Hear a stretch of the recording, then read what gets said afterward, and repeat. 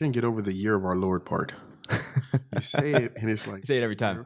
It's always the year of our Lord. It's always a year of our Lord, but it's a very Judeo-Christian way of opening things. It is. It's ironic. It is. It's like, I don't know. It's like a saying, I guess, more than just like Just a saying. specific meaning to it. Yeah, it sounds properly Caucasian and properly formal. It sounds proper. Sounds proper. The year of our Lord. The year of our Lord. The year of our Lord. They're all the years of our Lord. They are. Every single last one of them. But this specific year, the year of our Lord, I mean, it's talking about Jesus, right? The year of our Lord, 2022, is based on the Roman instance of time where 0 is the birth of Jesus. Yeah. So 0 is our Lord Jesus Christ. I've been talking about the time thing because it's like, on one hand, part of me is like, we need a whole new calendar. Like, Yeah. we're basing our entire existence on Jesus.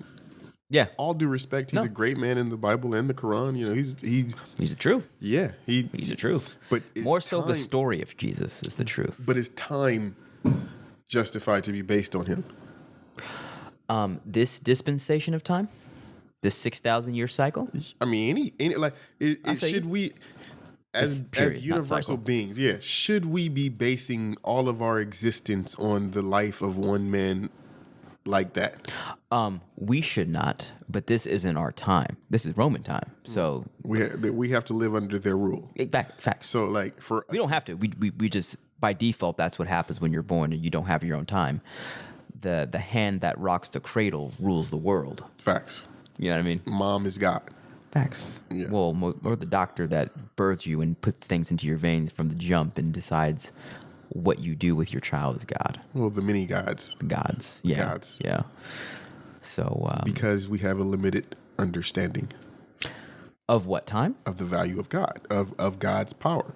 We think that control equals God.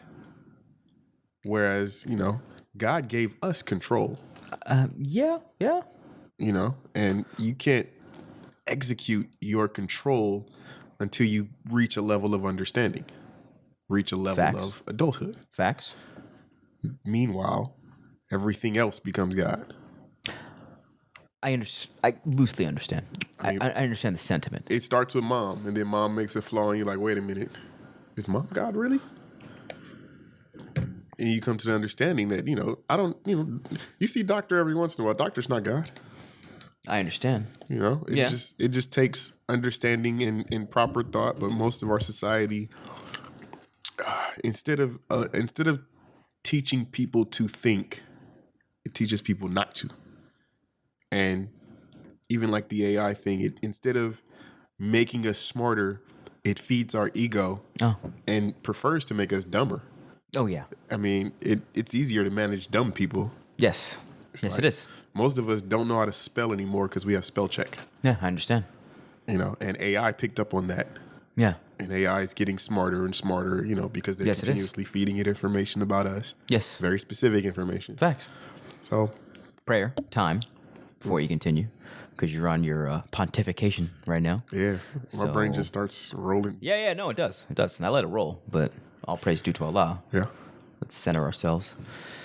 In the name of Allah, the beneficent, the most merciful, all praise is due to Allah, the Lord of the worlds, the beneficent, the most merciful, and master of the day of judgment. Thee alone do we serve. Thee alone do we beseech for divine aid. Guide us on the right path, the path upon whom thou hast bestowed favors, not upon those upon whom thy wrath has been brought down, nor upon those who go astray. Amin. What I do like about FOI and the Brotherhood is like when you hear the words prayer time, it's like, okay, stop everything. Shut it down. Shut it down. Shut it down. I get offended when stuff is still happening. Yeah, and like, no, whoa, God time. It's always God time, and all of us have this understanding. It's like, all right, don't, stop it. To me, it's like the whole room becomes succinct. The whole room becomes electric at God time. Like, It's God time now. and then you see some small peasant thing happening. It's like, do you not know it's God time? Oh, it's God time right now. It's God time. I love it. My children, I have that at home now. Mm-hmm. It's like, oh my children hear the call to prayer, the adhan on my phone. Oh, prayer time, Prayer time. Children love order and structure. They love don't, it. To them, it makes sense. It's do. things that make sense to them. It makes children thrive in structured environments, especially boys. Yeah. They have to have it. Otherwise, it's crazy, chaotic madness. And they'll enjoy that too, but they understand that the structure is better. Yeah, the structure is better, and they won't respect the managers of the chaos. No, at all. And unfortunately, my children's mother's learning that firsthand. It's like, well, okay, you're by yourself, and your children are acting a certain way because the order isn't there. So I guess that's the cost. Yeah. Yeah, and it's a tough lesson to learn. It's the lesson that we're all learning. We're all learning. That's the world today. My God. I want to do whatever the hell I want to. I want to do whatever I want to. I was just explaining Whatever I want to. I want to be whatever I want to. I want to do whatever I want to. And I want to play victim when someone calls me out on the irresponsibility of my choices. Exactly. That's the world today. I was explaining to a dude, just because God gave us free will, it doesn't mean we have free will to do whatever we want without consequences. Yeah, facts. It's exactly the same as the ability to have the freedom of speech. Yeah. But immediately after, you have to bear arms. Because when you say something, when you pop off, you have to be able to back it up with. You have to. The consequences of this action is thus. Thanks. Yeah. So what we're all learning in the world today, the purpose of this experiment for 6,000 years is this is what chaos looks like. Do you want to continuously live in chaos? Because your water is going to be destroyed. Your food is going to be destroyed. Yeah. Your air is going to be destroyed. Has been. Your lifestyle, your spirituality, your mentality, and eventually you're going to die young and hate life the whole way through. Yeah. How do you find peace and happiness? Is through structure and through enjoying the law, loving the law. Loving the law. Yeah. Loving the law. Yeah. Yeah. The law is your refuge. It is. Well, God is your refuge. And then what is God? God is structure. God is the word. God is the word. God is structure. God is order. God is guidance. God is the objectivity layered with the understanding, layered with God is the everything and the nothing. Facts. He is essentially the law. He Facts. is essentially He's mathematics. He is consequence, action, and consequence. Facts. What makes sense? He is action and consequence. And the beautiful thing about Allah is that you can do whatever you want. Yeah. He makes it very clear. Yeah. You can do whatever you want. You could be whoever you want to be. There's consequences to that. When he created this universe, he created it with certain laws. Thanks. And when he created those laws, it made things go smoothly and perfectly. And he was like, yeah, that law makes sense. Yeah, that law makes sense. And he gave it to us. He was like, here's the laws. These are the laws that make sense for you to have a happy, peaceful life. Facts. And then chaos, the whispering of the slinking devil was there. And it was just like the chaos feeds the ego, and the chaos gives us, enjoyment in breaking the law here and there, and makes evil fair seeming. And we go off into the chaos. And it's like, okay, go off into the chaos. You got free will. Do it. Go ahead. Enjoy it. And then you see where that goes. Yeah. And, to hell. 6,000 years of getting your ass whipped. Yeah, no, for real. Catch a smoke. Super smoke. Yeah. Yeah. Yeah. Because you want to do stuff that doesn't make sense. Doesn't make sense mathematically. It doesn't add up. It doesn't mathematically, It leads to unbalance. Uh-huh. If you're going to be mathematically precision, you're living a life that's an unbalanced equation. It's not at equilibrium. Okay? Exactly. And with unbalance, you're going to fall.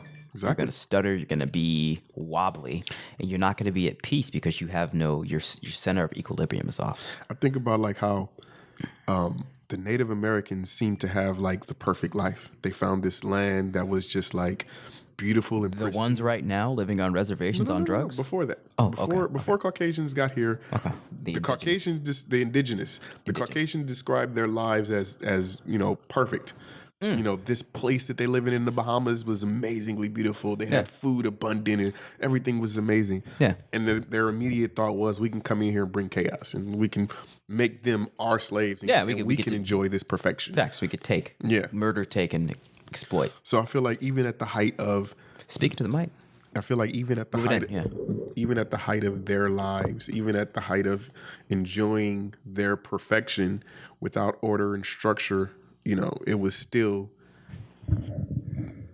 imperfect and it needed to be worked on. And and the white man exploited every one of those weaknesses. Yeah. Facts. Yeah. Yeah. So it's like He hacked it. I call it streamlined. He came in with his mentality, and he continued to improve upon his mentality until he encompassed the whole world. Facts. No, facts. The earth has been a laboratory for the white man's psychology. Mm-hmm. He's like, okay, I'm built a certain way. I'm going to just be this and see what happens. Mm-hmm. Okay, it's working. Fuck it. Technically, let's run it up. Like, as much as I agree that it's the white man's psychology. Yeah. Technically, it's ours. Oh, absolutely. Technically, it's in us. Yeah. No, absolutely. So I can't. It's that part of us. I can't blame them. I don't blame because it's me. No, absolutely. Like, I still have those weaknesses. I still have the chaos within me. Yeah, facts. It's not even. Some of it's weakness, but it's just what I call it's that part. Mm-hmm. But that part. I needed to see it in physical, form. Facts. To understand it better. Absolutely. So I don't when I see them do things that I'm like, that doesn't make sense. It's like, it doesn't make sense to me. Facts. Because I understand that that's pure chaos. Yeah. Yeah. Like, you see these videos online where they're trolling. I feel like they're trolling black people. They'll do something like, I saw a video the other day. They were making macaroni and cheese in the toilet. Oh. And there's a black guy who, like, he finds these videos and he's just like, my stomach is bubbling. Oh, it's like, wait. Man. So yeah, there's another one where there's a cat. The cat's like searching through the beans for helping the mom cook the bean soup and searching through the beans for the rotten beans. Like, she's so helpful, and he's just like, oh, it's disgusting, right? But I don't believe that they're litter box. Oh God. Yeah, but that's not as bad as toilet and macaroni and cheese. No. But Jesus, same. It's gotten increasingly worse. Is my point. It started with just doing stuff that didn't make sense, like, I don't know, cooking chicken. This lady cooked chicken in a waffle maker and it wasn't fully cooked. She put it on a plate and there was like barbecue sauce dripping down the plate and it looked like blood. And it was just like, part of the chicken was still pink. So it made sense that it looked like blood. It was just like, she was like, this is going to be delicious. And it was just like, y'all are trolling us. And we love it. Like, it's trolling. Yeah. Yeah, that's hilarious. It's the funniest thing. Let's make videos to make black people uncomfortable. Yeah, that's essentially what it is. Like, that's funny as hell. But that's not even how it started. It started with just making food that wasn't flavorful. Like, it was just bland food. And now that's trolling us too. They've gotten worse and worse and worse. Now they're making macaroni and cheese in the toilet. It's just, that's the devil, bro. Yeah, I mean, come on. That's the devil. But it's like, to me, that's just like a microcosm of us understanding that, like, they're different. Yeah, absolutely. And they're understanding different. And they're playing with that. Yeah. Boy, are they. Yeah.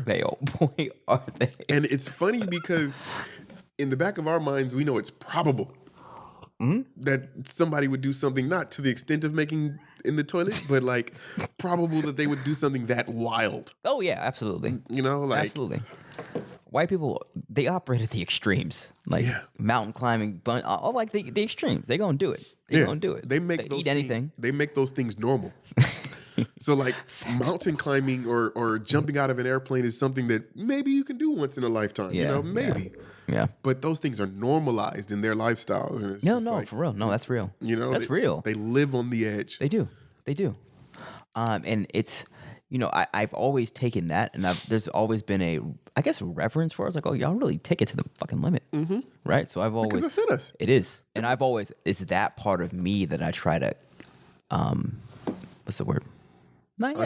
Understand and actually extrapolate and use to go to the next limit, bro. So remember the conversation we were having about when God created himself, chaos immediately came forth, and he just willed it into control? Boom. That's what it is. That's what it is. Just imagine if he didn't will it into control and it just kept being chaos. Yeah. Then it's what we have here. Facts. Facts. And there's like the white people who know what time it is, know who we are, know who they are. They're just like, when y'all gonna come get us, bro? No, that's the time that they're on. They sorely want to be a part of our culture. Yeah, because once they see the divinity, it's just like why it's God. They want to submit. It's just you have to give them something worth submitting to. The number of white people, Caucasians on TikTok, that are championing for Black culture and Black revolution and whatever this woke movement is, where we're starting to see the harm that's been caused, is baffling. Really, go on with that. 'Cause I'm not on TikTok, but what's the takeaway? There's, we create these spaces called like Black TikTok, and you go on these spaces. That's a thing? Yeah, well, I mean, Black TikTok, Black Instagram, Black Twitter. Yeah, those are things. Like, yes, they are. They're just slightly different. You go in there and you can spiral down, and you can find stuff that just makes you feel good as a Black person. Yeah, and probably 1 in 10 of those videos is a white person championing for us. Like, yeah, understood. And so, like, if you just think about the sheer numbers TikTok is just doing right now, like, you can blow up on TikTok faster than you can on Instagram. Like, yes. So, yeah, there's a lot of them. Yeah. And, to me, it's just like, okay, there are children now, so it's not really confusing. No, it's not. Everyone admires their father. Right? Yeah. Yeah. Especially, you get rebellious. Everyone rebels against their father, but eventually... Especially in hard times. Especially in hard times. So you're talking about specifically now, this dispensation of time being a hard time. And so... Well, as the rich get richer and the poor get poorer, everybody's caught up in it. Oh, absolutely. Nowadays, middle class means nothing. Like, middle class people are living check to check. Yeah. They're not making it. They're getting by. Like, all survival. No. It's, no. I feel... No, it's bad. It's gonna get worse. Oh, for sure, it's gonna get worse. It's bad right now. For sure, it's gonna get worse. So I'm just like, my psychology is like, man, am I fully prepared? No. Nah, I don't think you'd ever be fully prepared. No, by no stretch of the imagination. I am. The messenger said save enough food for 3 years. He could have said save enough food for indefinitely. Yeah. But he said save enough food for 3 years, because it's like the 3 years is when it's gonna be needed, and it's gonna be bad, and it's gonna be for 3 years. After pestilence comes famine. Yeah. Yeah. No. So I guess we're getting ready. Shit, it's about that time. And you look at storms, craziness. Yeah, okay. Yeah. We need to get ready, bro. Yeah. No. We need to get ready. I was on the get ready tip during COVID. Now that the preparedness mindset is died back, but now, oh shit, it needs to be back. I went to the store today. It needs to be back. I bought water and eggs. Yeah. I spent $77. Damn. 25 bottles of water, mind you, because I always buy like 25 bottles of water. What's up with eggs right now? I don't know. It's crazy. Oh yeah, they're just Trader Joe's is out. They for like 2 weeks. What the hell's going on? I did see a TikTok video where somebody was explaining that they had some kind of they had fertilized eggs, which I could see, because whenever TikTok makes a video go viral, those things become sold out. Like, you can't find that Q pie mayo. It's hard to find as well. It's like a mayonnaise where they use more egg, so it's like a richer mayonnaise. So what's going on with eggs? Couldn't tell you. I have no idea. Yeah, the last 2 times with Trey, I was like, "There's no eggs." There was a chicken shortage last year. Remember, they had a chicken shortage for a while. I missed that. Yeah. Wow. Okay. So, but that's a sign. That's a sign. And now I've gotten a little bit too comfortable. Now I got to get out of my comfort zone and actually be like, move from comfort to tactical, and be like, all right, well, what are we doing, Team Nation, to actually prepare for this? I mean, as lovely as the idea is in my head, like, I know what I have to do, and I see it being done. And I'm working steps towards making it a reality. It's still farther away than I'd like it to be, and I have to your plans, my plans. No, I understand. And I'd like it to move faster and more and forward, but it's like I don't have an opportunity for failure. No, I understand. So it has to be right. It does. And the different ideas and the different concepts and the different ways that I can make it happen. They rely on certain things, so I'm putting those things into place, and I'm trying to gain an understanding. I've never done anything like this before, Like what? Preparedness? Survival preparedness? I've never built something before, I understand. And now I'm building something from scratch. I don't know the steps, so I'm learning. I'm studying. I'm looking up, trying to figure out what the best thing to build is. I understand. You're talking about the camp. You're talking about the land, right? Mm-hmm. Okay, a farm, a camp. I understand. All of it. And so I've written out how I want it to be done, and I know what my next steps are. But once you realize that, like, even that step requires this, and this, there's a whole new set of steps once you figure out that part, Yeah. And I'm not daunted by it. practical application is different than thought. Yes, it is. And I respect it and recognize it. And I would love for things to move faster, but it moves on its own time. It does. And it's God's time. Yeah. And it's not. I've been saying that, for years, I want to make this thing happen before it's too late. Mm-hmm. But I don't know that that's a possibility. I can only continue to work. Yeah. What I can do until I can do more. That's right. Yeah. That's the reality of it. Yeah. Absolutely. And what I'm realizing is doing something is always better than thinking about what you're going to do. Yeah. You know what I'm saying? Because postulating and staying in the realm of theorizing, it keeps you in the dream realm. Mm-hmm. So you always need to be asking yourself, what are the tangible steps? What could I do right now to bring into reality what needs to happen? Yeah. Right? As opposed to being like looking at the big picture of the vision all the time, being like, oh, that's so dope. Yeah, we're going to be do whoop-de-whoop on the, and then we're going to have castles and blah, blah, blah, blah, blah. Mm-hmm. Cool. But what are you doing right now? Yeah. And I'm talking, definitely, this is my thing. It's comfortable to stay there because you don't have to do anything. Yeah. And it's like church. It's like, yeah, it feels good. But what are you doing right now to improve your condition in life? Yeah. What are you doing right now to walk the steps of Jesus? You're just listening to his words, but how are you implementing that walk? How are you bearing your cross? And how are you fighting against all the forces that are fighting against you? Yeah. Yeah. Like I put in a plan last year. I was going to get a car and I was going to get a second job so I can have some extra income coming in. Yeah. So I got a car. It happened better than I thought it was going to happen. I planned on going to the auction, putting down like 3 G's, getting something nice. I ended up working for somebody who had 2 cars she needed to get rid of, and one of them's in really great condition, one of them's in horrible condition. But I got both of those cars for the same $3,000. Nice. She allowed me to make payments, no credit check, no money down. Like it was just easy, and I was like, oh, praise to Allah. Yeah. Now I got to get that car up and running. I got to get it, licensed and all of that, and then I can start, actually working that second job. So Yeah. I put the plan in motion. It just took longer because resources weren't easily accessible, but I made it happen. Proud of myself for that. I'm into the next year, accomplished the goal I wanted to accomplish, but it still worked. Yeah. And mind you, meanwhile, while that is happening, I still got other responsibilities. Like, life don't stop because you have a plan. Like you got to continue to make life happen at the same time as work your plan. At the same time. But also having enough focus on that one particular plan and not toggling all these other plans while handling life. Yeah. That's the trap. It's like, I got this shit.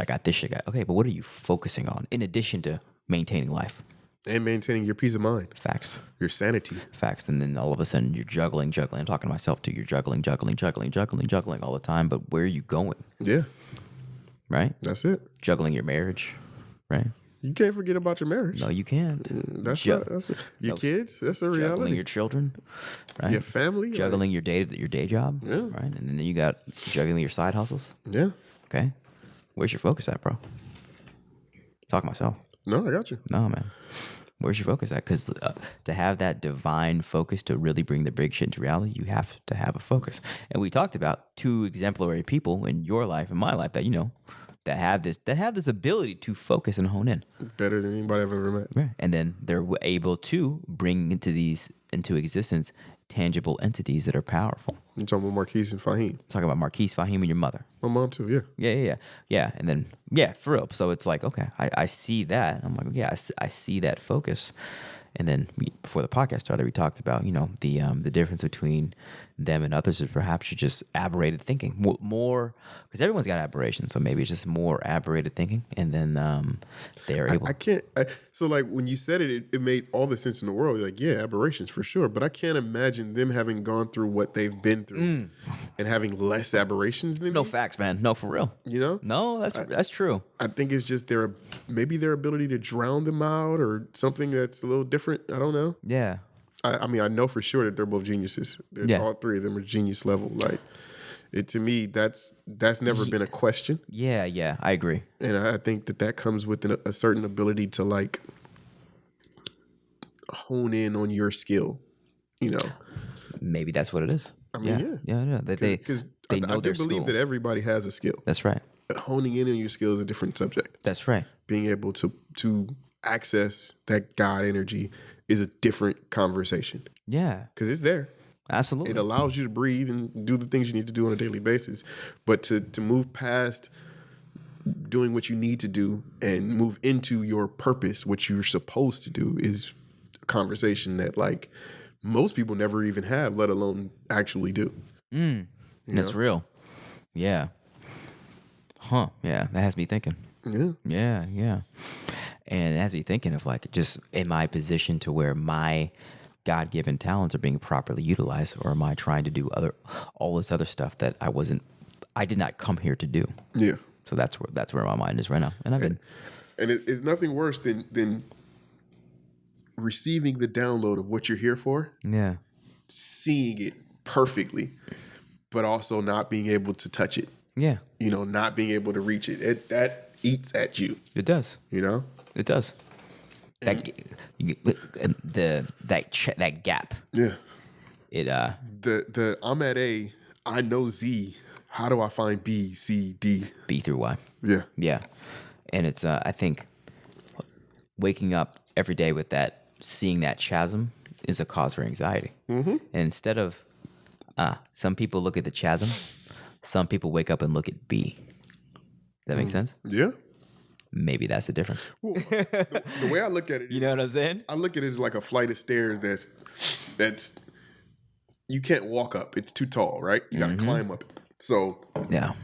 every day, even when I'm doing other things that I know are keeping me at A, and I'm just walking back and forth on this one, Ooh. pacing back and forth on this A step, Yeah. I'm still focusing on building a ladder, trying it that way. Maybe a rope, hooking it on something, like jumping to try to, like, I keep B in mind, Yeah, and yeah. I also keep before A, which is death. Like, you can go backwards. And Yeah. Stagnation. No, facts. Stagnation is death, and being on this step is eventual death as well. It's eventual death. Yeah. So I keep those things in mind, but I'm focused on B. It's just, I understand how daunting the step from A to B is, but I understand that once I get to that step, C and D become easier. Absolutely. Because I've understood how to get up those steps now. You've taken the first step. But I understand the steps. Yeah. I understand how to surmount. Like, for example, if I figured out how to make a ladder, then it's just a matter of putting that ladder on the next step. I understand what taking these steps looks like. Yeah. It's just a matter of figuring out what they look like. Yeah. And having the discipline and fortitude to sit down and map out what these potential steps are. Yeah. That's what it comes down to. If we're honest, though, mapping out can be step B or step number 2 or whatever, but it can also be stuck on step A. Yeah. You don't know until you're on C and D how much progress you've made thus far. Yeah.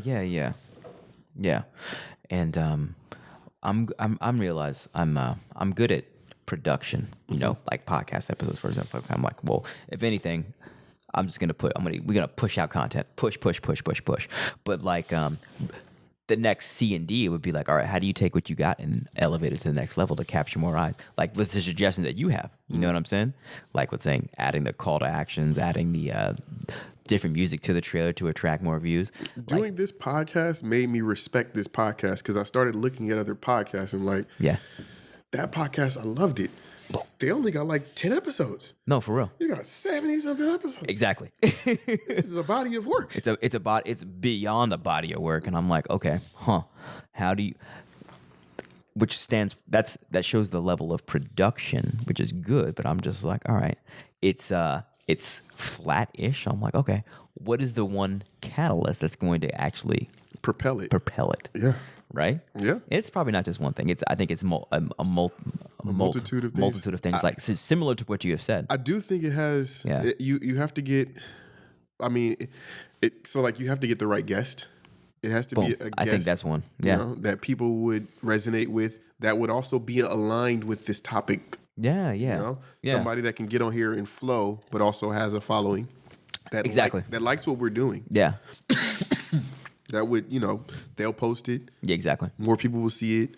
and then they'll find out about it and be like, oh, this is beautiful, you know? Yeah. I think that's a part of it. That is a part of it. And then, you know, the way that you're advertising is a part of it, like we talked about, you know. Yeah. I think that, you know, just figuring out this social media game, understanding social media. For real. There's certain, I haven't figured this part out, right? But there's certain times a day that you post that make those posts more valuable. Oh, yeah. You know? For sure. Just posting randomly throughout the day, like you'll get no views versus getting 5 views. So you can see that there's a better time. That's right. Mapping that out is important, you know? Yep. And all of these tactics, it requires a focus. Mm-hmm. Right? Something that we this is important to us, but how important is it? Seriously. You know what I mean? For us, it's fun right now. It's fun. Yeah. It's fun, and it's actually therapeutic.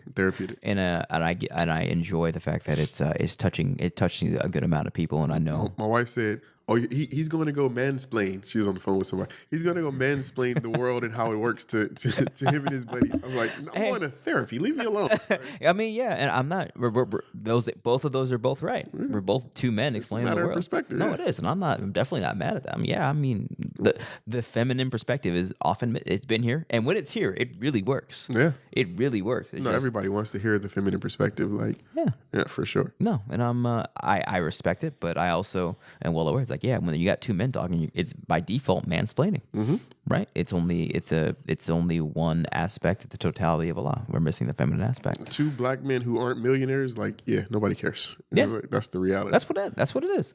Yeah. So, but at the end of the day, if we want to ascend, it's called the Ascension Podcast. So ascend is going up.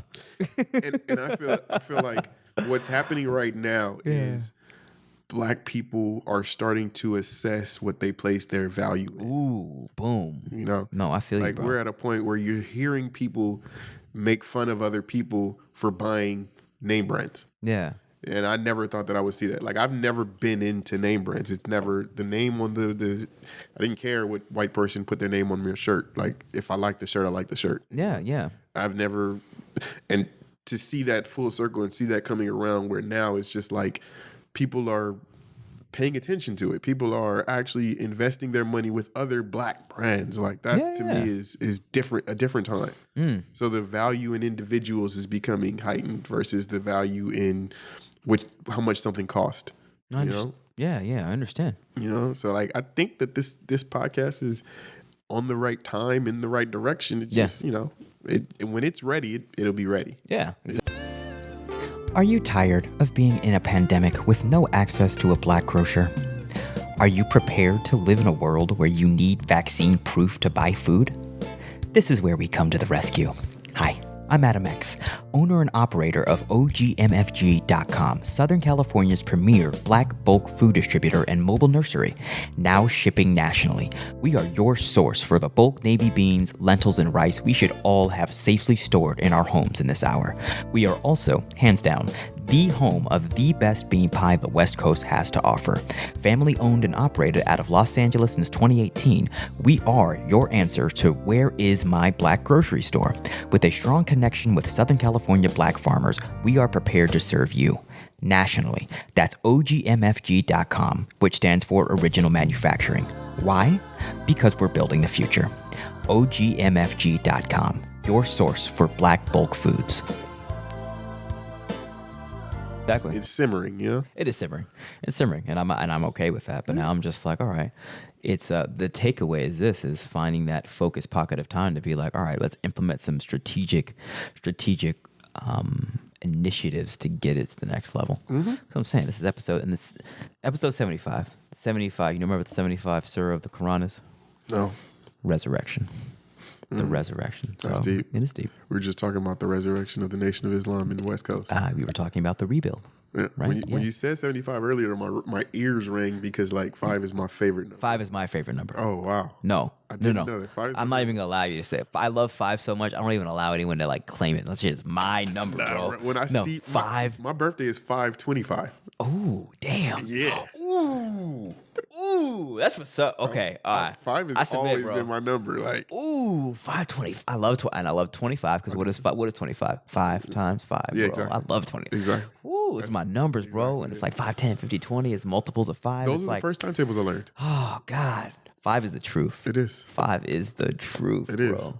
So, you know, episode 75. I'm like, okay, we in Yeah. there. Oh yeah. When I saw, I was like, oh yeah, that's exactly how I felt. 75, we in there. But I didn't. Now I'm tying it to resurrection, tying it to our pre-conversation of rebuild. Damn. So then it's the beginning of the year. Yeah. It's like, oh, it's okay. Hell, we're resurrecting. I can honestly say that in 2019, I never looked forward to the next year or any year before that. I never cared about New Year's. It was never a big deal for me. Like I never felt like I'm going to start these New Year's resolutions and going to make changes in my life. Like I've never participated in that. But after 2019, when 2020 hit, I was like, I feel like life is going to get better in 2020, and it did. Yeah. And then it was like, I feel like life is going to get better in 2021, and it did. And even through the pandemic, my life improved. No, you and I both. You know, sitting around, hanging out with my wife and just having conversations all day, every day. Like, this is heaven. Like, this is all I want to do. Yeah. And then my brother told me about the land, and it was like, so I can make this a reality for myself. Like, Yeah, man. I can figure out a way to like make that happen all the time for the rest of my life. Like, Yeah. And so for me, it's just like the possibilities become endless, and you know how I make that happen is just a matter of me putting my creative energy to use. Like, Yeah. Channeling your creative energy. Because I mean, you're also a Gemini, so you're endless creative energy. it's just abundant. And I've seen that since day one. I'm like, okay, well, yeah, I see this energy. I'm like, I've always thought like, even me, like thinking like, okay, me and you are similar with the focus thing. I'm like, okay, how do we have pockets and channel to channel that energy so we could actually get productivity, vertical growth? Like one thing I was, Because we have like swirling pearls of vortexes, all abundant, right? But I'm like, all right, how do we actually do what's that Mickey Mouse Fantasia movie where it's like, okay, using the wand. yeah, using the wand, like, okay, now we're going up. When I was younger, I would spaz off. Like, right, my mom had a time where she would catch me, and I'd be having imaginary conversation with my imaginary friends. Like, my dad used to say to me all the time, "Pay attention to details." Like, I would spaz off. I would just have like these moments where I would just be in creative thought. As I got older, it didn't go away. It was just like I've learned to pay attention to one thing while having the imaginary thought in the back of my head and still being fully in this moment while that's going on. Yeah. And nothing has helped me fine tune that better than having my wife and having a conversation with her all the time. I've talked to her more than I've talked to anybody in my life. So Good.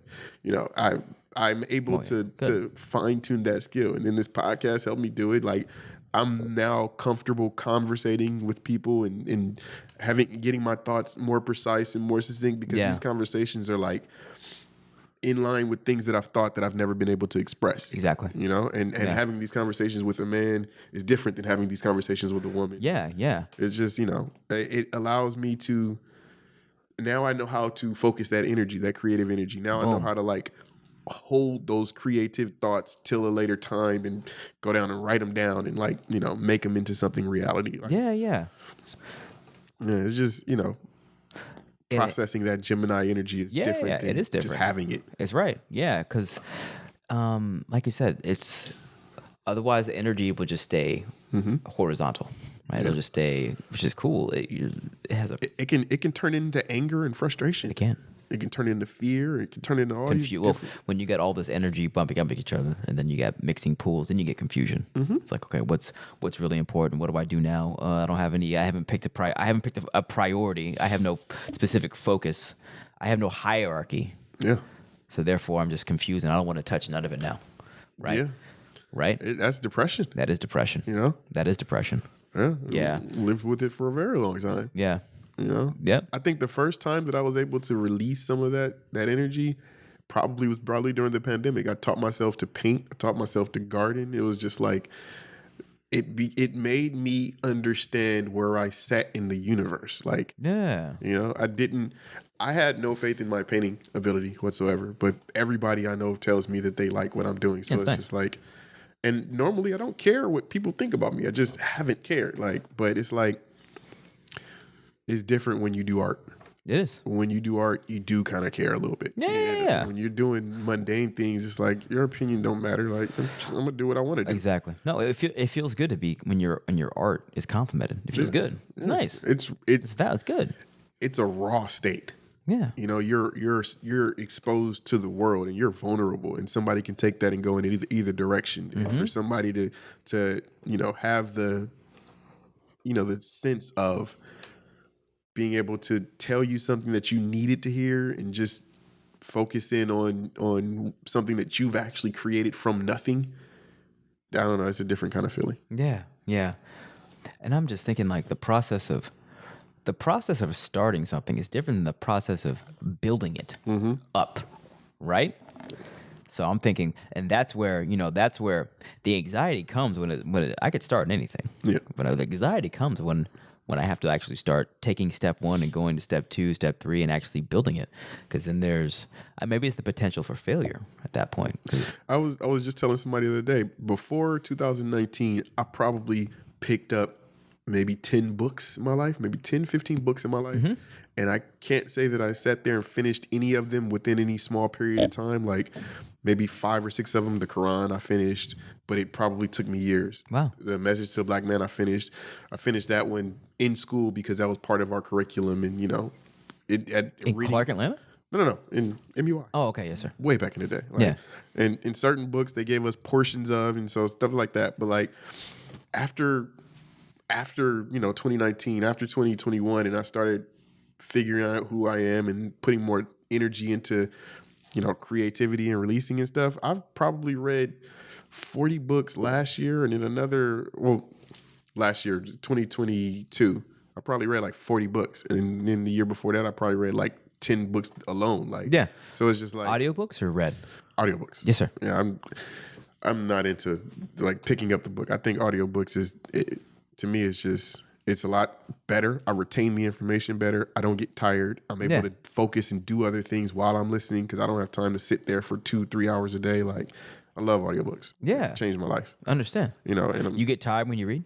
yeah, I think it's something with my optic nerves or something. You know what Scientology would tell you?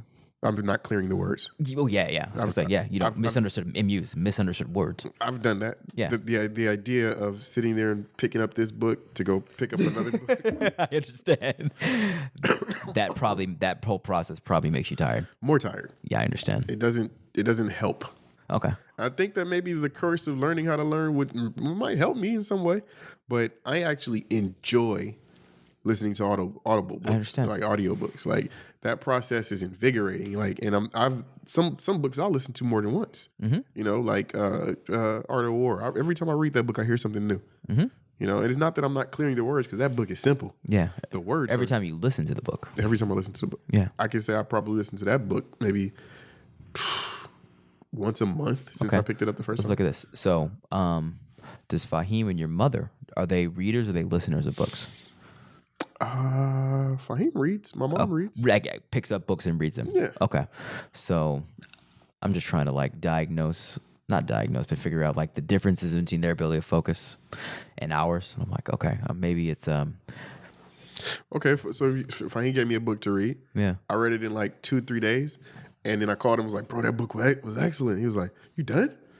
He's still reading it. I understand. I'm on my second time now. I love the book. The one you actually picked up and read. No, this is Audible. Oh, okay. What book was this? This was what was that book called? It was about men. And it gave really great advice on The Way of the Superior Man. Oh, you haven't read that one. I've heard good things about it, though. It's really good. It's really good. Especially those last like 4 or 5 chapters. I felt like he was talking directly to me. Yeah. And it was just like, oh, I gotta read this one again for sure. Yeah. I might add that to the I'm gonna add that to the rotation. You remember any specific bars from that book, bro? No, I just remember the feeling. Okay, good. This is like the electric feeling of like truth.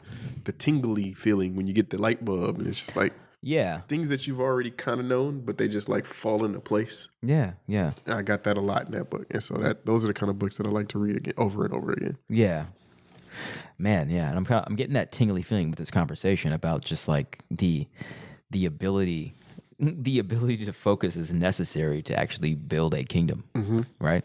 And so we both say that we're building a kingdom, but it's like, okay, well, what aspects of the kingdom are you going to focus and build? And not just focus on one thing. No. to put all of your energy into this and into this and into this and make them successful. Yeah. It's like, ugh. Yeah, no, I know, right? Yeah. Yeah. And no, it's this is that whole focus, it gives me anxiety. And I'm like, where does that come from first and foremost? Is it prior failures? I don't know. But I'm just knowing, like, even when I'm doing a difficult task, it's very easy for me to like have jumpy thoughts and go jump to something else. Very, very, very, very easy. So I was listening to very easy. I was listening to 19 Keys, and he was saying that like you have a very small window of time in each day that you are at peak like focus. And I want to dive deeper into that. I want to go listen to that episode again. That's real. Yeah, and it was just like he was saying that we have been trained to work an 8-hour day, but only a certain, like, I think he said 90 minutes of it is peak focus. That's real. And he was saying that, you know, we don't even understand that if we start a project, leave that project alone and come back to that project, we can get better results out of that project versus trying to push through that project. So it like, I learned that with painting. So like when I first started painting, I would have this idea and I would be in the rush to get the idea completed. So I would just paint stuff all the way through. Now when I paint, I'll paint something and then I'll come back and I'll paint over it and it'll make it closer to the vision versus getting it done.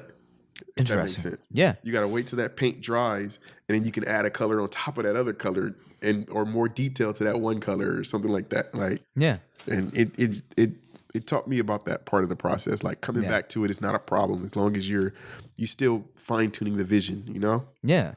And it is focused still. It's still focused because you're still getting that complete. Yeah. You know? Man. Yeah. And then that whole window of focus, I'm wondering during that peak window, am I focused on one thing or am I doing other stuff? Yeah. Right. And maybe my peak. peak. Maximizing the potential to finish one specific project during that peak focus. Seriously, man. And I'm already the answer that feels like to me, it feels like no. Until you understand it. How could it be? Yeah, I can't. No. Yeah, seriously. Until you know what your time of day is, how would you be able to, maximize on that potential? You might spend that time watching TV. Man. Listening to music. Wasting that opportunity. No, absolutely. And you're super focused on the movie. It's like, why is this movie so interesting? Because I'm at my peak focus time. Absolutely. You know? And I've inundated myself with a lot of activity. And then I got 3 children. Toggling them with myself. I'm just like, man, what window is there for me even to ascertain when that peak focus is, and then let alone. Well, I would say this: if you start trying to focus on when that peak focus is better than not knowing that it exists. No, for real. You know? Yeah. Now you have a goal of trying to figure out what your peak focus is. Exactly. Testing out the theory. Yeah. Using the scientific method. You know. That's right. Man, but starting that process to understand. Otherwise, you're just confusion, walling around the confusion. So if you know it's 90 minutes, right? Today you try 12 a.m. Tomorrow you try 1 a.m. Yeah. Next day you try 2 a.m. And then you have a 60-minute window that this is the moment of focus for me. Yeah. You know, and then you just got to push it off by 30 minutes in either direction and figure out when you're most focused during that day. That's right. Yeah. And I've just been this new year, I've been tired. Other people have been sick. So I'm really trying to, there's always reasons for sickness and tiredness. It's like, it doesn't happen for no reason. Mm-hmm. Sickness is suppression. You're being suppressed from some source. Same with being tired. So I'm just like, okay, how much of this is external environment and how much of this feelings of things that I've imposed upon myself, routines. Because prison is a routine, right? If you're doing the same thing and it's not working for you, but you feel attached to it because it's comfortable, you've created a prison for yourself. That's true, right? Mm-hmm. So these are like some of the internal audit, and it's also like what I was encouraged. I was like, no, he needs to come through because tonight felt like more of a therapy session than anything else. I was looking at it and I was like, I can't go tomorrow. I can't go the day after that. I can't go the day after that. If I don't do it tonight, probably it's not going to happen this week. No, for real. Yeah. So I was like, I gotta go. Yeah. Good. Yeah. Good. And then my logic was like, he didn't come last night. He wasn't feeling well. He feels better. I'm tired, but my wife woke me up like, we're going to the beach today, and I was just like, okay. Nice. We went to the beach. It was like noon. Good. Yeah. And you carried those vibes here. Yeah. Yeah. You don't appear to be. You said you were coughing a lot yesterday. You're not really coughing now. No, today's a lot better. Yeah. I got a lot of that out of me at the beach. Yeah. Yeah. So it's only when I think about it, like right now. Yeah. No, it had to happen tonight. Yeah.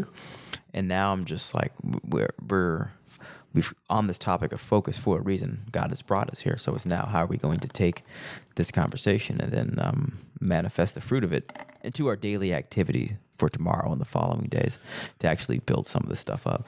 So I think in regard to this podcast, we can start implementing some of the things that you have said to start that. Because like I said, it's like, no, it's a body of work. It's just having a disciplined strategy to execute over a period of time and realize it's going to take time. I think a lot of it is like, to me, a lot of what I'm realizing the problem with focus is finding the balance between ego and humility. Go on with that. I think ego makes us think more of ourselves than there is. Humility makes us think less of ourselves, or it like brings us to a point where there's more possibility. And I think that finding the place in between where you can silence ego or simmer it down and use them as needed, is a place where you can get more done. Absolutely. You know? Yeah. I was talking to somebody about how AI is learning from us right now. Yeah. You know, AI is paying attention to the fact that ego drives us. And instead of actually giving us things of value, it just gives us ego. Absolutely. It made me spiral into the thought of like, how is it that people could be willing participants in the Matrix, right? And it's like, if the Matrix fed our ego enough, people would sign up. Because this world sucks to the average person. Yeah. To the vast majority. Like, there's mass dissatisfaction. You hear people all the time talking about, I can't wait till the aliens get here. Beam me up. I'm out of here. Like, Earth is ghetto. I'm gone. Like, you know what I mean? So like, it's a thing. Yeah. Imagine if you could live in a different reality. Yeah. You know, if AI offered that opportunity, a lot of us would jump on it. Absolutely. And not only would AI, but the system would feed into that. So they would feed into ways where we didn't need to be in this physical reality. Yes. Where when it comes to like intravenous feeding, people would be willing to sign up for that. Yeah. When it comes to like, you know, all the different tools to make the alternate reality feel more real than this reality, Absolutely. right? People would feed into that. Absolutely. You got the idea of smell-o-vision, and those are all just chemical responses. That's it. You know, so once they figure that out, people would sign up wholesale. Yeah, and I'm pretty sure a lot of this has been figured out. Yeah, no. I mean, I listen to podcasts and I hear people that are respectable saying, you know, as soon as there's an opportunity to download my brain, I'm going to do it. And it's just like, yeah. Oh, that's a reality. Like, you know, like the megaverse is coming and black people are jumping into the megaverse wholesale. The metaverse. Metaverse. Yeah. You know? Yeah, absolutely, man. Because the reality is being a black person in this world has been very harsh. It's very difficult. It's a little hard. Yeah. A little difficult. I mean, I will admit that it's getting better, but it hasn't, you know, gotten there. No, sir. And it's not getting better for everyone. No, sir. So and then as it gets better for us, it's also getting worse for other people. So yeah, signing up for that, I could see the Matrix being a reality for the human population in a matter of like 40 to 50 years. Absolutely. Like, you know, you don't need money in the metaverse. They can make it so that money wasn't a thing. Like, they can make it so that money is a thing, but they don't have to. You can just go in there and just enjoy life. Like, yeah, you know, just stay plugged in.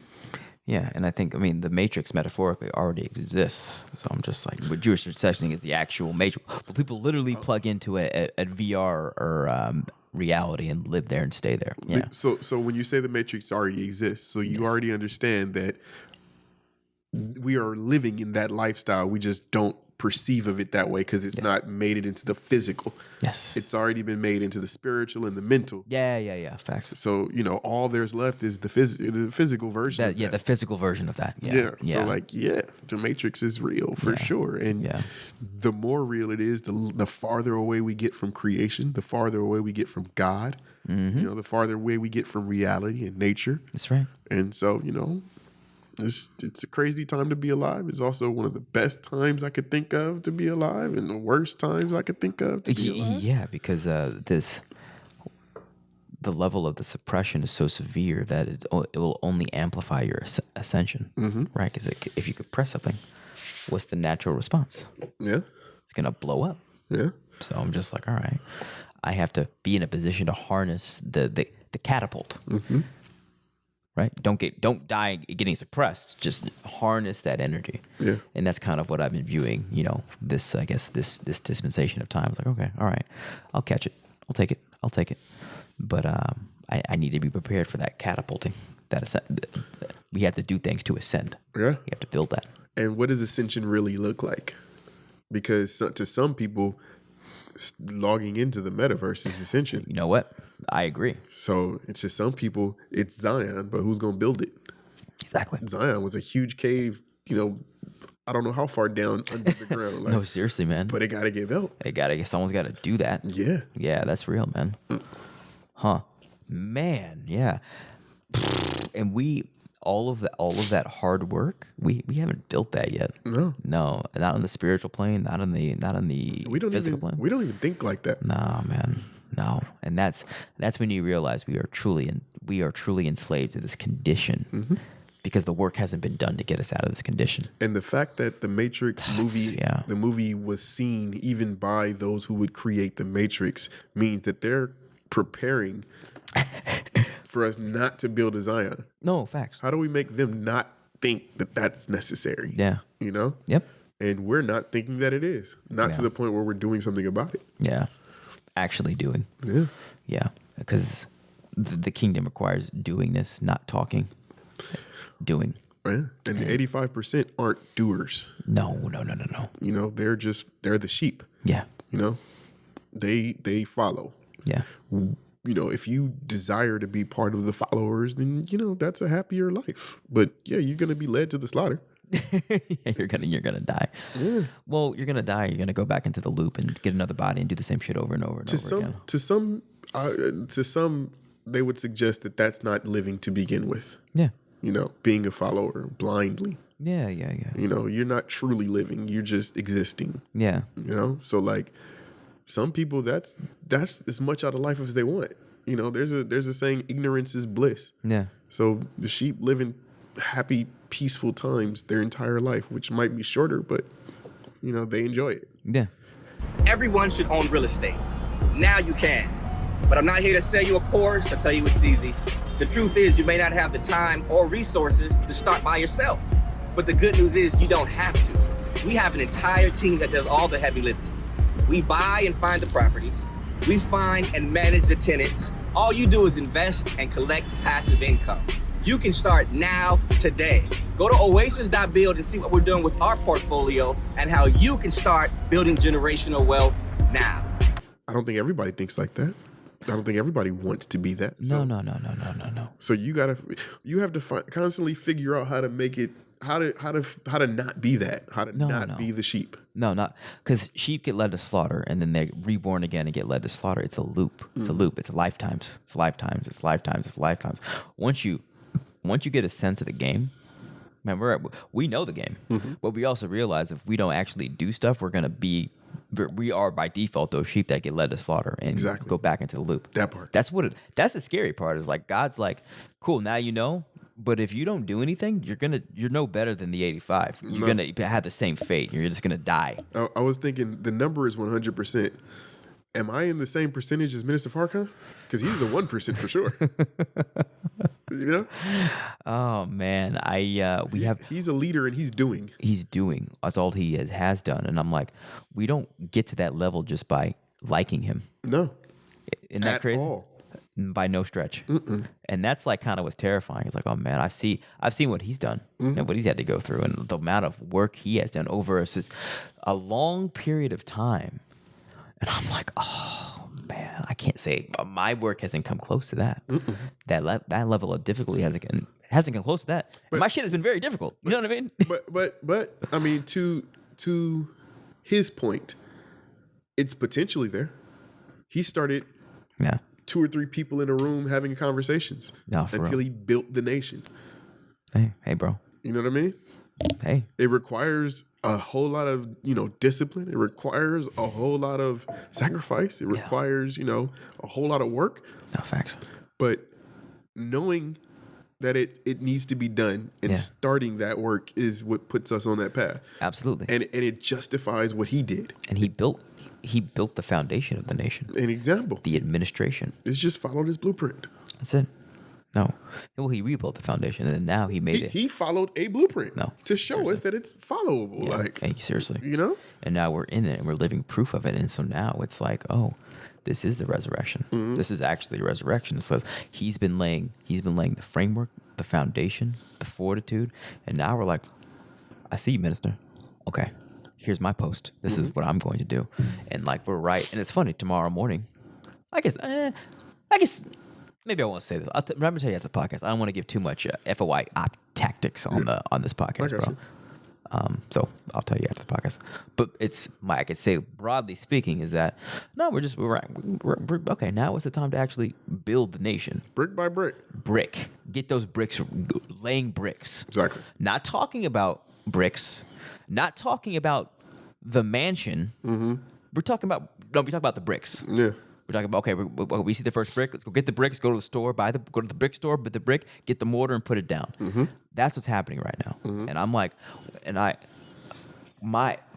what I always been telling people, like my counsels, the brothers, like, okay, stop talking so much. Talk about what you're going to be doing. Or don't talk about what you're going to be doing and do it. And no, there we go. Boom. Let's just do it. Yeah. Just do it. And if we're talking about what Steps. Not like all of the businesses and the like no.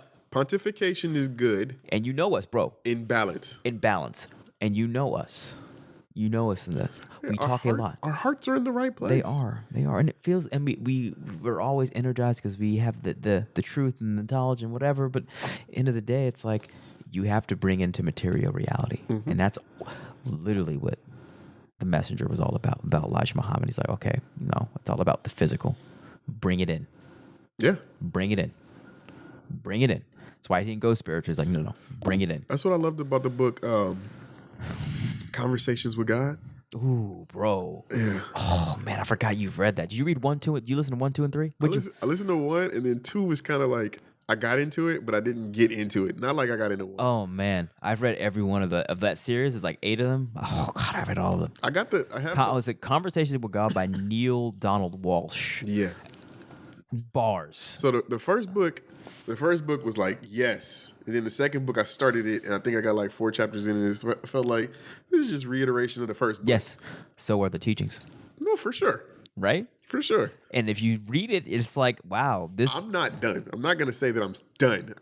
Don't be done. I picked up another book that was like more electrifying, like I should say. What did you jump to? That was the one I was telling you about Fahim. So Oh, word. Okay, cool. That book grabbed my attention. Way of the Superior Man. The Way of the Superior Word. Cool. Yeah, no. Because like, essentially, if you read one book, you've read them all. Okay. But it's literally like reading the messenger's books. It's like he's saying the same thing, but it's always refreshing because you know it comes from Allah. And you read this book. I liked how light it was. Conversation with God. Yeah, bro, it's beautiful. It was heavy, right? But it was light. And it was just like it's God. Yeah, it was just you like realize it was like, why can't I do this? Because you don't do it. And I was like, dude, yeah. It's like, but what's stopping me? It's like you. It was just like, oh. Yeah. And it's like, okay, and then you really think about it. It's like, it's really God talking. Mm-hmm. And it's like, why is it so unreasonable that God is talking to a regular man and a regular man is listening and just writing down what he's feeling and hearing? And the guy, he literally asked, he was like, why haven't you come to me before? Well, you never spoke to me before. He was like, yeah. Oh. Yeah. No, I think it's like, yeah, I have. You just didn't listen. Oh, yeah, that's it. Yeah. Listen. And then the beautiful part of the book, the takeaway is like this. Allah's like that with all of us. Yeah. It's nothing special. It's because God is all things. He's everything. He speaks to you at all times. It's just some choose to listen and some choose to not. Yeah. And he even explains how. I love this book, man. He even explains why he doesn't like to stay here, right? I can't stay in front of you in one specific form because if I stay, you'll think that that's me. Ooh. And I was just like, ooh. He was like, ooh. He's like, man, I am everything and I am nothing.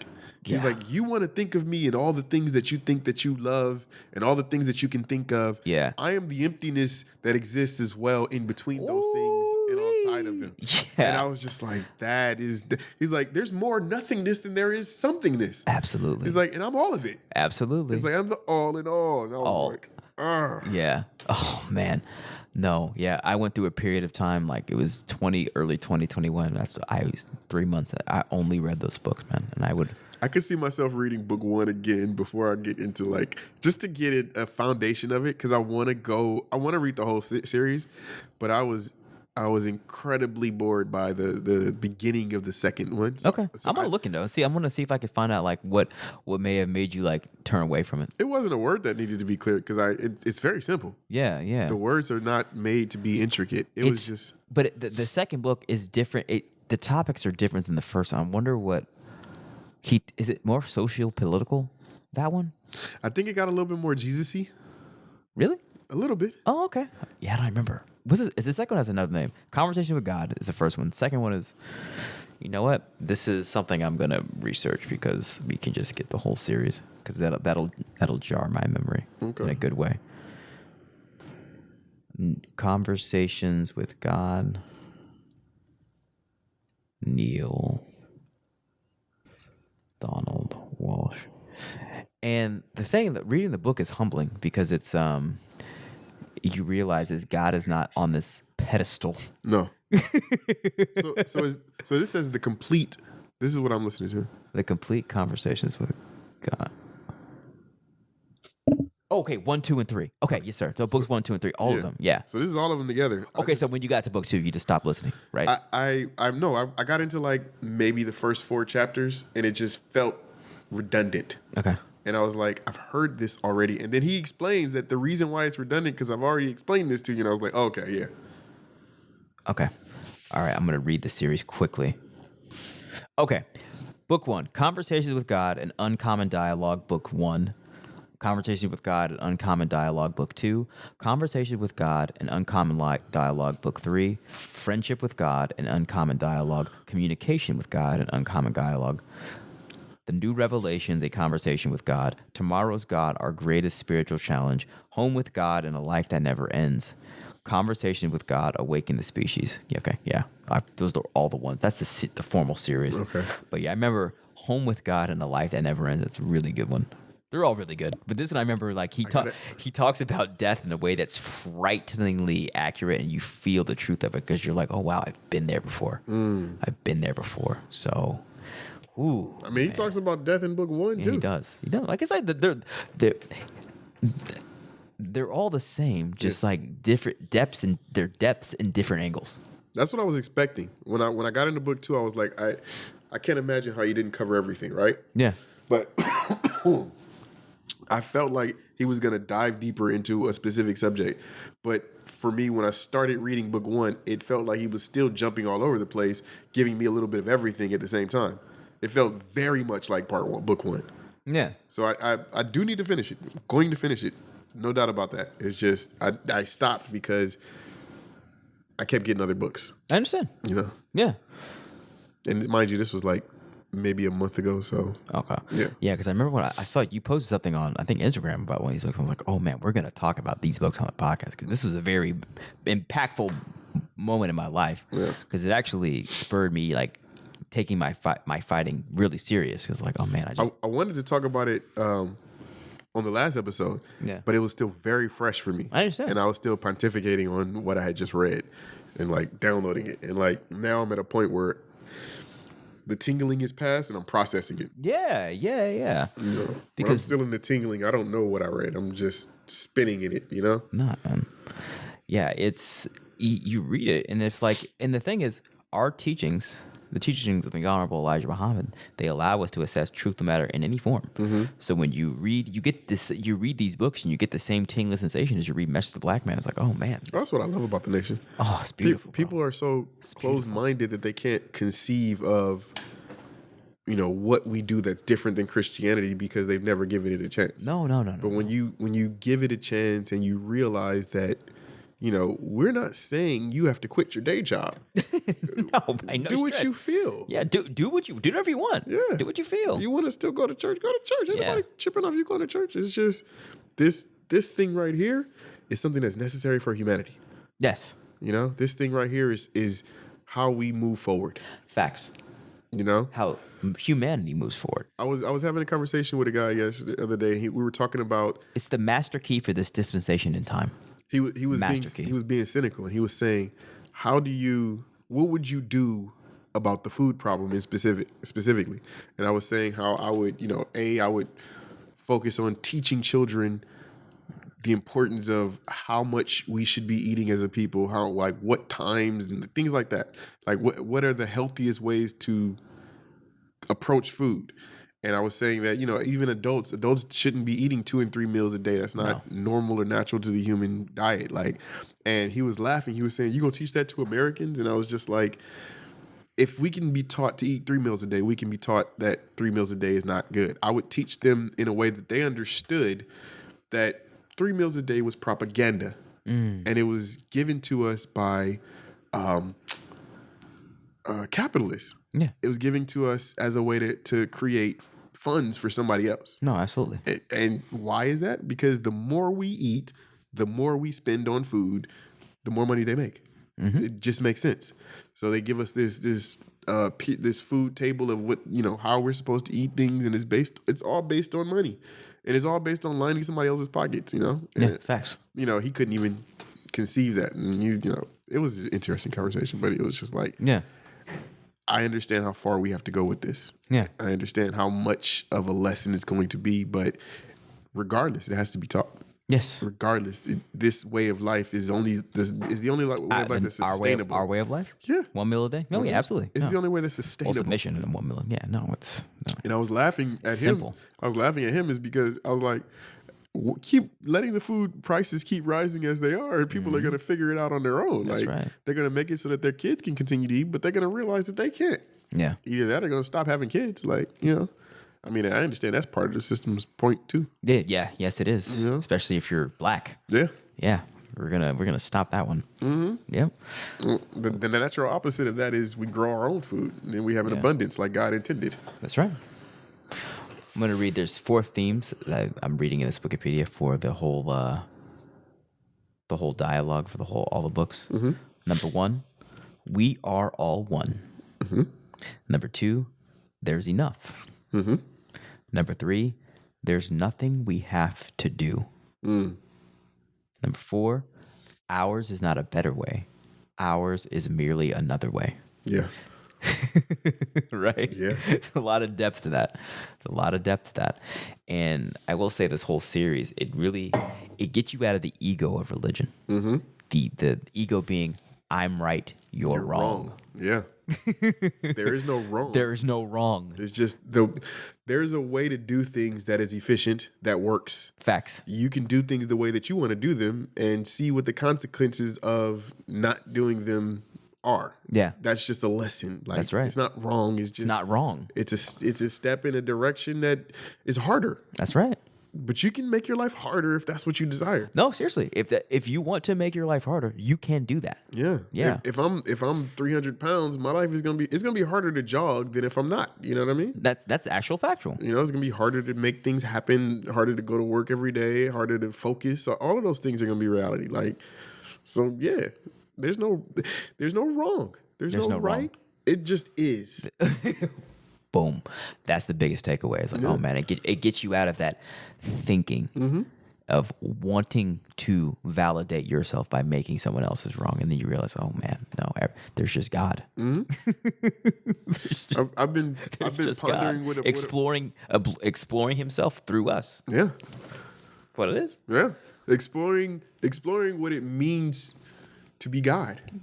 Oh, bro, facts. He understands better what he created through allowing his creation to understand it perfectly. And the only way for it to be perfect is if they have the ability to mess up and do better. Facts. And if God is constantly expanding, that means he's always learning. Mm-hmm. So that means, God's studying too. Mm-hmm. And then what are we taught? That Master Farah came and studied. He studied. I'm like, man, why does God study? Because he's always expanding. Yeah.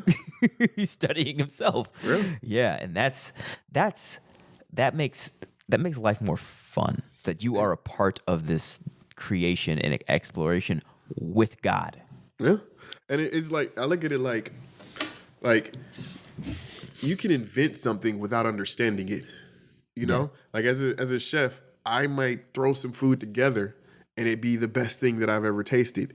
But that doesn't mean that I can recreate that tomorrow unless I think about it and I explore it and I study it, essentially. Yeah. You know, like you can make a very good recipe by accident and then never be able to recreate that unless you try it a couple times until you get it right, the scientific method, you know? And I feel like that's what when you say God is studying, that's what's happening, right? Like, it's already been made and it's perfect, but for him to understand it and be able to be the God of it, he has to like fully know every part and every ins and outs. And so he created us to have that, to create that experience. And the more that we consume information, the more that we learn about this world, and the more we perfect living, the more he's perfect at it. And the better the unit is. Yeah, man. Yeah, that's deep. Yeah, I love that book. Yeah, no, that book gets you. It gets you on that time. Yeah. It gets you, and it got me out of my emotions. Oh, facts. You know, no, for real. Yeah, and as much as I'm starting to learn to love my emotions because I didn't before. Yeah, loving them. I mean, controlling them is better to me. Facts. I enjoy being able to feel them. Yeah, understand them, and not be moved by them. Yeah. Unless I want to. Yeah. You know? Exactly. Yeah. And being free from judgment. That's another thing that these books give you. It's like, because what is judgment is thinking that I'm right, you're wrong, I'm better than you. The judgment of them, the judgment of self. That's right. Judgment, period. Judgment. No. It's like, you know? What are you doing? Because a lot of people live in that. They do. They stay in there. They judge themselves too harshly. Yeah. They judge what they think other people are judging them based on. Yeah. And that's a harsh place to live. It is. You know, it's stifling. Yeah, it's miserable. Yeah. It is. Yeah, and you're not stressful. At peace. It's anxiety. Yeah. Yeah, and the ultimate objective of life is just to be. Mm-hmm. To experience, to be an observer. Yeah. Experience. Yeah. Experience. Well, to be that part of God. If I am God and God created all this to experience it, he wants me to experience it. I want to experience it. Yes. And ultimately, in the book one, does he talk about just the fact that we come here to experience what darkness is, because in the spiritual realm, all there is light. But when you come here, you come to experience the contrast, so you understand just exactly what light is. Right? That was big for me. And he says you get to a point spiritually that you understand what darkness is, so you don't need to come down here to experience the contrast. The contrast. You just like, okay, I can appreciate that, and okay, cool, I can stay in the light. I think that's probably one of the books he went deeper into it. Yeah. But he touched on that. I do remember the touching on that. Oh yeah. I know that he goes in on it. I'm not sure which book specifically, but that spectrum of like, you know, this specific material realm is for that purpose about it's just it's has contrast here. Yeah. So you can understand what light is, which is who we all are. Even the devil. The devil, quote unquote, to me, which is God. I've always looked at the devil as like, it's just this insignificant thing. Like he only has as much power as we collectively give him. Yeah, and he becomes strengthened by our fear of him. Oh, absolutely. And so when I read that book and he was talking about how the devil is nothing but fear. Oh, I was like, the devil lives in the pineal gland because the pineal gland is where fear comes from. It was saying, somebody said how you go into a room and everything is dark and your pineal gland is activated in that darkness because you fear things that aren't really there. Your imagination brings those things up. It's not something that's there. It's your imagination. And that's right. That gives us the anxiety. That gives us the grief. That gives us the fear. That's right. And that's what devil is. He lives in that place. And like, that's exactly what devil is. Yeah. Yeah. He lives there. He makes whole realities there. It's like the reason why we were put into slavery is because they feared us. Yeah. We had the power at one time to exile them to the European area, to Europe. Yeah. It was the rope that we bind them in Europe. And they became cavemen, essentially, as a result of them being cut off from civilization. Yeah. And being cavemen and being in those harsh environments made them become a warmongering people to the point where they were like, never again.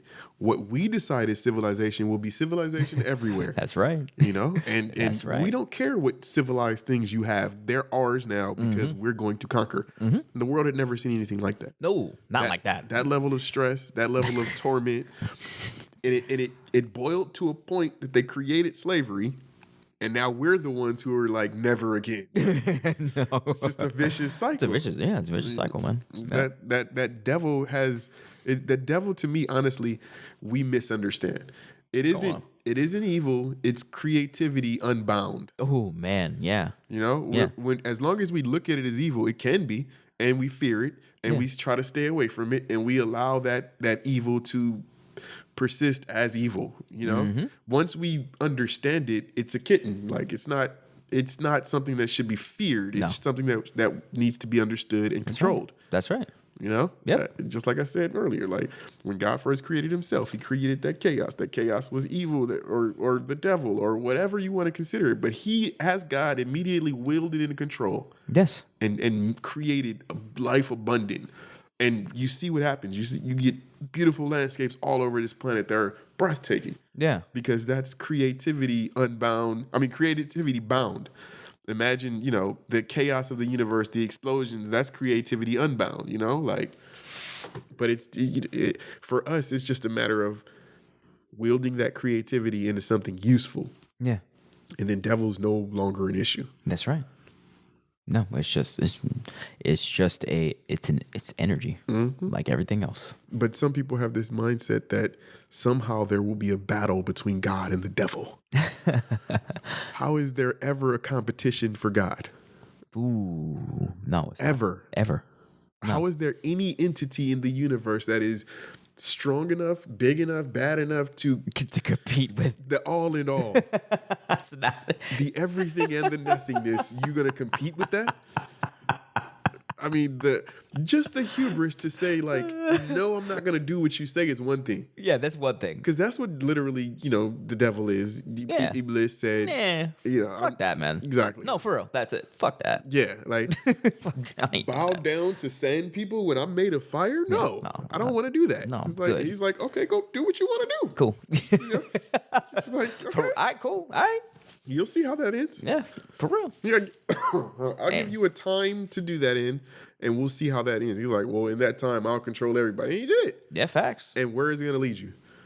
It's nowhere. You know, this whole thing is crumbling, and everybody can feel it. Yeah, absolutely. You know? Yep. His time is up. His time is up, and he's burning up in his own time. And so now it's time for those who don't want to be followers to recognize how to wield that creative energy into something that can be manifested into reality and something that can be beautiful.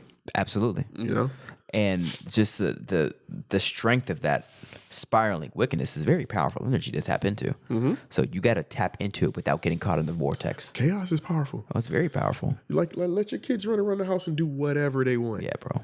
No, for The real. house will be a madhouse. There will be things that are broken that you didn't want broken. Like, you know, there will be things all. How did that get there? That's chaos. That's chaos, man. You put some structure and order in that, and then it's like they're beautiful kids. Yeah. You know, you see your kids sitting there coloring something, and they're just enjoying being. Just enjoying. That allows you to be able to enjoy being. Exactly. You know, that's the difference between chaos and, you know, peace. Yeah. Man, no, you're giving bars tonight, bro. Yeah, that's All bars. praises to Allah. Yeah, no, all praises due to Allah. Yeah, and this is, man, we went from focus to conversation with God. There is lots of tangible takeaways from this conversation, bro. I mean, yeah, I hope that every time I talk, something is tangible to be taken away. Yeah. That's that's what I would pray for. Absolutely. And yeah, because I'm big. I'm especially with this conversation. I'm like, okay, what am I actually going to do different tomorrow to manifest to get us off of the jumpy focus? Like, I want to do this. Oh, this is getting hard. I'm gonna go do this. I'm gonna do this. I'm gonna do this. To be like, no. I'm gonna sit down. I'm gonna focus. And I've seen your mom. I focus on your mom, and I see her like at the end of the day, she'll be writing down her receipts like physically, and like seeing what she made. I'm like, man, I haven't done that in a while. You know what I'm saying? When I do sales, I don't actually take the time to be like, oh, this is my productivity for today. I'm going to write it down and track my progress. I just do it. You know? I think so. Like the book of Art of War, Yeah. and the book The Code of the Samurai, they both have these parts where they talk about keeping death in mind allows you to put proper attention on the things that attention needs. Like it makes you pay more attention to your grandparents because you understand that they might not have tomorrow. You might not have tomorrow. That's real. That was part of the way of the samurai, is like understanding that death is a real thing and that like it could happen. Like, so keeping death in mind is for me one of the ways that allows me to like hone in on that energy of what I need to do now, because if I do die today, I won't live with regrets. So every day that I'm here, I'm putting things in place. Even if I'm not physically here, somebody can pick up the mantle and move forward with things that I've already thought of. Like, I'm always constantly like, not only pontificating, but like now, not always, more recently, I'm writing things down and like building the plans up so that when when it's time to strike, I know my plan of action and I can just move. Yeah. You know? Yeah. Like if tomorrow is the time to strike and you have an actual thing that you can function in, yeah, do it. If tomorrow's not the time to strike, you still have something tangible that you did because you put focus and energy into something and you created the plans to get something done. Yeah. You know? So I don't That's real. I don't put the stress into it. I don't put the anxiety into it because I understand that things are going to happen in their due time. That's right. You know, it's just a matter of being prepared when that time comes. That's right.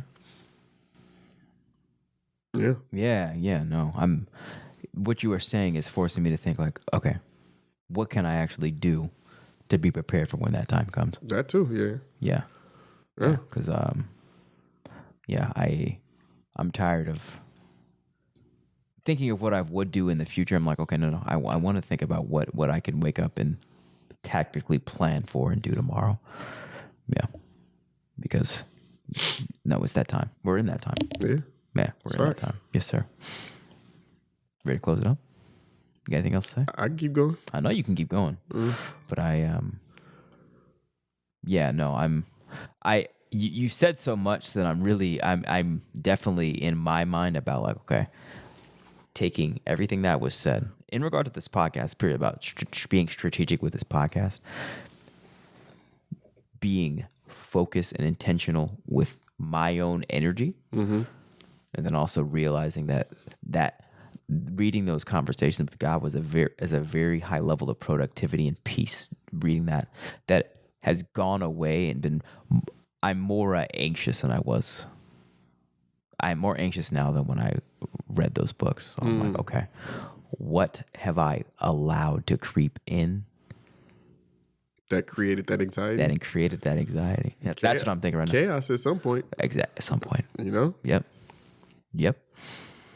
So you gotta figure out how to master that chaos. Mm-hmm. You know? And like I said, I personally am battling with the idea of balance is somewhere in between ego and humility. You know? Finding out what part of my thoughts are ego, what part of my thoughts are humility, how much of each ego needs humility and how much of each humility needs ego, and pushing forward in that direction. It's a good question. That's real. That requires focus. Yeah, on self. Yeah, meditation. Remember when I got here, I said maybe I need to start doing more meditation. You and I both. No, I think that's our takeaway, bro. It's like, no, I have not been meditating in a while. Yeah.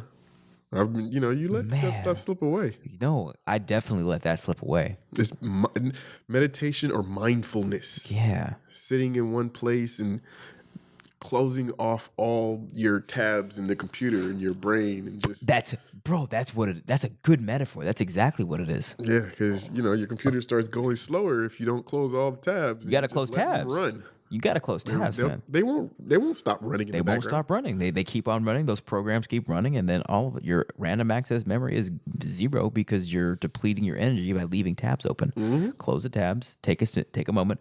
Go meditate. Get mindfulness. All right, bro. Boom. That might be the biggest, largest tangible takeaway because my life is better when I sit down and meditate. There you go. and I feel like meditation has different forms as well. It's not just one thing, though. Sitting with your thoughts and clearing your mind is very important. You can also find meditation in, committing to art. Yeah. Sitting there, planning out your next project. Like there are different ways to meditate, but I think very specifically the closing of the tabs and clearing your mind is a very important way to meditate that I do need to focus more on. No, for real. You and I both. So And prayer too. prayer. Yeah, but with prayer, I get robotic in my prayers. So that's a problem. Yeah. I know exactly what you mean. Like when you just start to say the words and you're not thinking about the words. Yeah, man. So it's like when we were younger, my mom used to sit us there and we would pray, and then we would sit there after we prayed and just think. And when I was younger, there was no purpose to that. It was just like, I'm gonna slowly close my prayer rug up and walk out of here while she just sits there. Like, this is boring now. Yeah. There's no more words. There's no more dialogue. I don't understand. Like, and it would just be like, I'm ready to go. But as I got older, it was just like you pray and then you think about the words and you Bro, oh man. just sit in it for a minute. You know? Boom. I haven't been doing that either. It's been robot time. Yeah. Because I got tabs open when I pray, bro. Yeah. I got hella tabs open when I pray. How do you not? I've got hell of tabs open when I pray. How do you not though? Like, the jobs still have to get done. They do. They all exist. They do. Those tabs are open for a reason. Yes, they are. And they all require attention. So yeah. Yes, they do.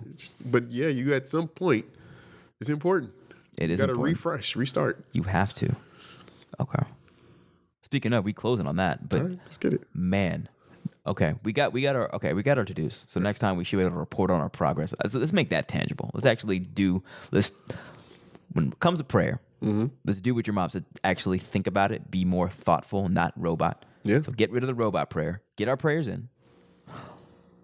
It actually takes time to meditate. Yeah. And then we can report back and see how these tangible things, which I've been singing the praises of, actually, what can we actually do today? See how then that allows us to potentially focus on what we need to do. See if the answer to actually how to elevate this podcast to make it ascend will be more clear and more easy to execute once we have done these simple practices, right? Yeah. Because we have the infrastructure for spirituality, but activating its potential is a different game. So let's actually activate the spiritual component of our teachings and disciplines. That's what we can do. And then use that as a foundation to focus on our specific areas of expertise to build our part of the kingdom, starting with ourselves. Yeah. All praise is due to Allah. All praises to Allah. You going to close this out? Okay. Yeah, you close this out. Bismillah ar-Rahman ar-Rahim. Alhamdulillah Rabbil Alameen ar-Rahman ar-Rahim. Malik Yawmadeen. Iyyaka na'budu wa iyyaka nasta'in. Ihdina siratal mustaqim. Siratal ladina an'amta alaihim. Ghayril maghdubi alaihim waladdallin. O Allah, we beseech your help and extra mercy. We believe in you and trust in you for all that we need. We are helpers in your cause, and with your apostle, please grant to us success. Thank you, Allah, and we cannot thank you enough. Amin. Thank you, Lord. We love and serve you. Give us the energy, the intention to follow through with what we promise on this podcast tonight, to execute your divine plan, and to build your kingdom that's on its way. Give us the power to rebuild our nation, to live your truth, and to be ourselves, which is you. Amin. Amin.